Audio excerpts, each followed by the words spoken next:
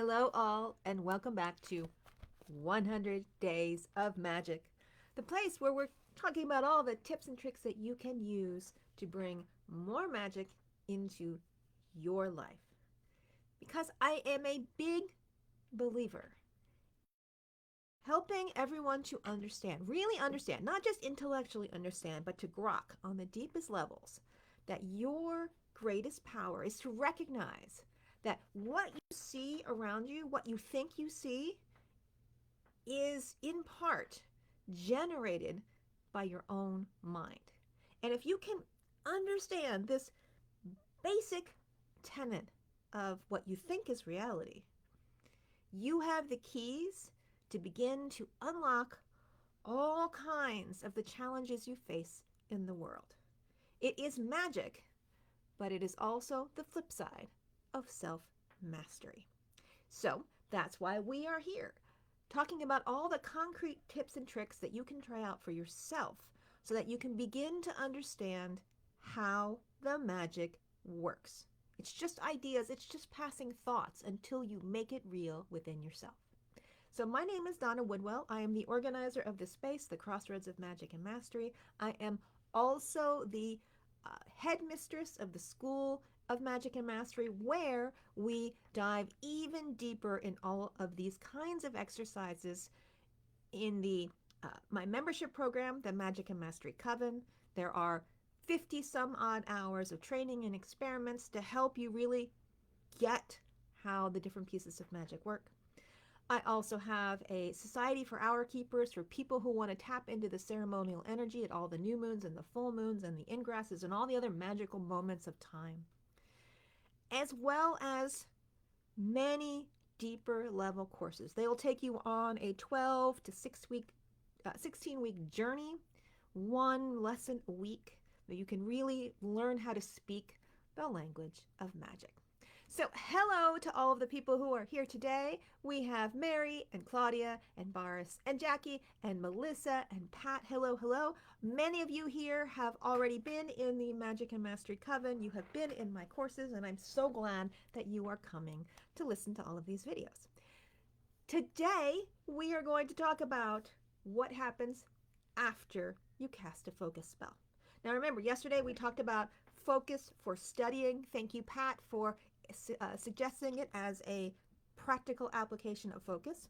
We talked about what it was like to set up a space for your ritual that was nearby the place where you could focus. We talked about the psychological need to do a little bit of restraint magic in our focus so that we could learn how to work with what we have as we continued working through our focus spell. So here we are after the focus spell. The thing about focus, like discernment, like what we're going to talk about next, which is for Kiki and the power of cultivating a positive attitude, is these are spells to create habits. And sometimes I think we say, whenever we want to create a spell for a habit, we can get confused between the concept of magical thinking versus magic. Magic is, if you use Aleister Crowley's terms, to make changes in physical manifest reality in accordance to will. You can broaden that up a little bit and say, basically, it's using the power of our archetypal imagination to tweak the structure of what becomes manifest. So we are engaging not with something supernatural, but the actual programming hardware that makes us human. We tweak it, we move it in order to change, to allow us to change our tracks. Well, doing that is also the process of creating new habits. We learn what a habit is. We learn how it's held in space in our unconscious minds. We go in there and tweak around our unconscious minds to get them to shift gears so that we will act and behave in different ways. This is what all hypnotherapy is for. Hypnotherapy and magic are a very, very close analogy to one another. So much of what we do today in science would have been called magic once upon a time. Now we just call it science, but it's still the concept of working with something deeper in order to make change here physical. But the reason why people think of these, they look to magic spells, becomes magical thinking when you expect to be able to just change on a dime and not actually put in the work. Because anybody who's tried to create a habit, it sucks. It's hard. It takes mental energy to change tracks. It takes effort if you want to go to the gym and make it a habit. You know, those first 3 or 4 weeks are, you're physically sore, you're mentally tired, your brain is kicking and screaming, going, I will do anything not to do this. And to like get that horse broken enough that it will go in the direction you want to go is not easy. And hence why we wish we had a magic wand to just poof, make the problem go away. Let's poof, change the way our brains work. So the thing about doing magic that's not magical thinking, it's recognizing that we have natural laws that we work within. That being said, it doesn't need to be as hard as all of that either. You know, some of that fact that we make it hard is because we spend a lot of time kicking and screaming and saying, oh, poor me. Oh, I am suffering. Look at how vigilant I am in my suffering, and all this drama that we connect up for ourselves. So it is a fine line between accepting some things are going to take some time and they're not going to be easy, and thinking that they're going to be so hard that, oh, we will just never make it. And all of that noise that we're creating in our own minds is the point. When we take these things into consideration in a magical context, we are doing it in a sacred way. And so all of this noise takes on extra significance. We can slow it down and we can see it for what it is. And once we go through the work, it sticks in a way that wouldn't if we weren't doing it with such conscious attempts. Now, things that you can do to make this process go faster, in addition to recognizing that we are using a symbolic language to make physical changes in the world, one is recognizing that things can be done. So I fished this off of my shelf. This is from when I was in college. This is a copy of the Odyssey, right? The Odyssey, if you're not familiar with it, is one of Homer's very famous plays. The Odyssey, along with the Iliad, were two of the foundational texts of the ancient Hellenistic culture that the bards, more or less of the time, the poets of the time, used to go to village and village, and this was one of the poems they would recite.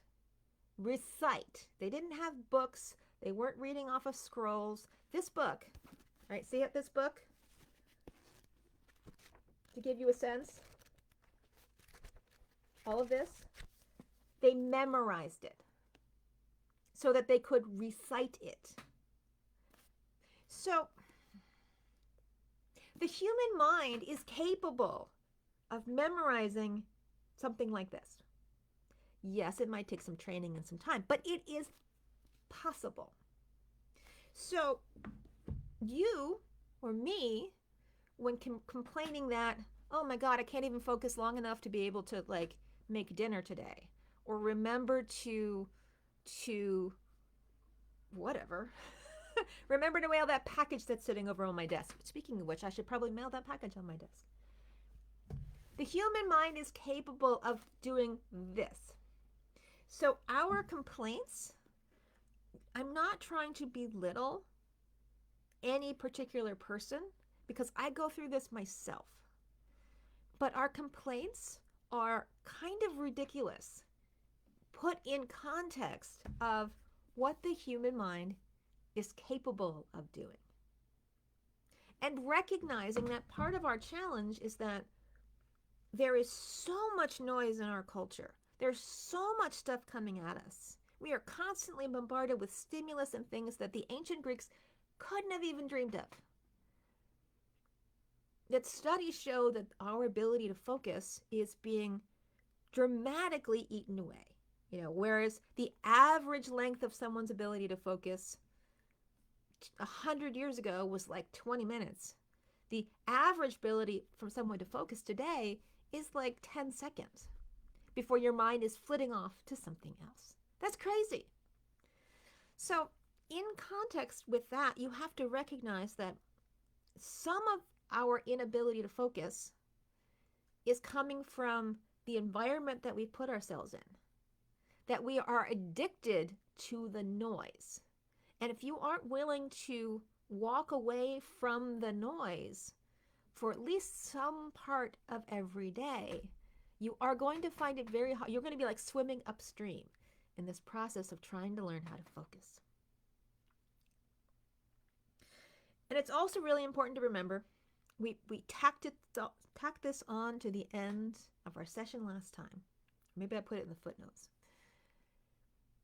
Our ability to focus is enlarged or reduced based in part by our physical health. You know, our bodies are the antenna in which our minds are encapsulated. So if you are eating junk, if you're eating things with lots of sugar, lots of things that turn into sugar like wheat, potatoes, and all that stuff, if you're eating things with lots of preservatives in them, your ability to focus is going to be diminished, because focus is a muscle, and if your brain isn't working right, it can't contract that muscle and focus on things. And so the pervasiveness of the brain fog that people complain about is in part based on the physical diet that we eat, based on our lack of oxygenation and exercise in our blood systems, based on the fact that we're surrounded by just junk noise all the time. And so if you want to increase your ability to focus, you know, spells and rituals can help because they'll help you build the muscle. But they are not a pure replacement for doing the other work, which is to clean out your space and to clean out your life in ways that help you reduce the amount of distractions and work on that muscle. Does that make sense? I really hope that makes sense, because sometimes I feel like mom in my little rants.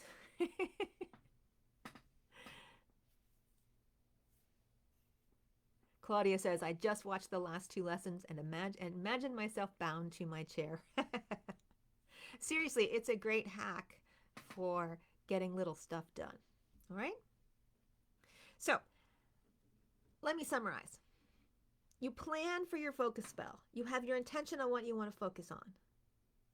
You cast your focus spell. You get up your ritual. You do the things that you can do to begin to increase how much time you can spend in a focus state. And then after the focus, you recognize that it is possible, but you're going to have to change some things in your life to make it easier. And it's going to take a lot of practice time. But I promise you, if you keep a little journal or a little post-it note on your desk for the number of hours spent in deep work today versus tomorrow for the next day, just like if you were keeping a habit of how much you could run on the treadmill, a little bit of day, your length of time and your ability to focus will get longer and longer and longer. Yes, it will take time, but you can do it, because really, I'm just saying, humans haven't changed that much, unless you think we are devolving, since we could memorize these things, right? It didn't take a genius. I mean, the genius might have written the book in the first place, but it didn't take a genius to be able to recite it. And if this is possible, just think of what you can do. Here's my little paperweight. What would you attempt to do if you knew you could not fail? So take some of that stuff out of your own life, some of the burden that you're placing on yourself, and recognize that it can be done. Keep track of what you are doing and seeing where it can take you and what you can learn from the experience. Pat asks, clarification, using a pillar candle can light and snuff for each session of the ritual? Yes. If you are using a candle like this for a focus ritual, definitely put it on your desk. Every time you sit down to write or read or whatever you're doing, light it. And when you're done, consciously blow it out. By doing that, it will help you recognize there's an on time for what you're doing, and there's a time when you don't have to worry about it so much. Because unlike other things like discernment, focus contracts and has to release in order to preserve your ability to focus in the first place. If you try to focus and focus and focus and focus all the time, you will burn out. Your brain won't be able to focus anymore, and you will end up sitting on the couch, basically doing nothing and zoning out.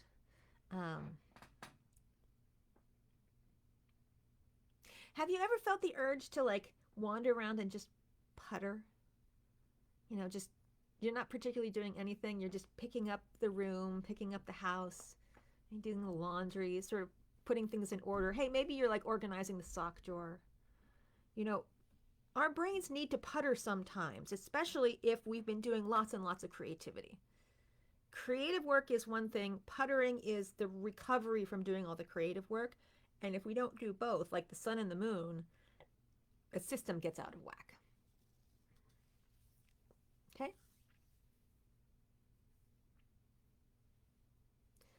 Pat says, good. I'm asking Saturn focus to assist me in house cleaning, Mars for energy, and Venus for the intention of beautification. Sounds good. Jackie says, I love this idea of on and off. It really resonates. Okay. Well, as I said, I don't know if you caught it. The next 3 days, we are going to be working on Kiki's spell for a positive attitude. I'm continuing the theme of personal development because what we do in discernment and focus is also related to what we do in a positive attitude. And I want you to be able to see very close together in time how each of the different concepts interrelate with one another. Pat says, my intention for rituals is to use the Saturn hours each day to keep the time short and the attention span happy. Excellent. I used to do that with my daughter when she was very little. I would put the names of rooms in a hat, and I would let her pull one of the names of the rooms, and that's where we would go and clean, and we would set a timer for 15 minutes, and at the 15 minutes, we were done. And if we needed another 15 minutes, that was okay, but generally speaking, with 2 of us and a room, we were always done in 15 minutes. Okay? All right. It's my pleasure to talk to you all. I hope you're enjoying these lessons. Invite your friends, share them with other people. Let's make it a party. I am a big believer in magic is in part a communal activity because what we think and how we think about it is in part a communal idea. Take care, everyone. Talk to you later. Bye.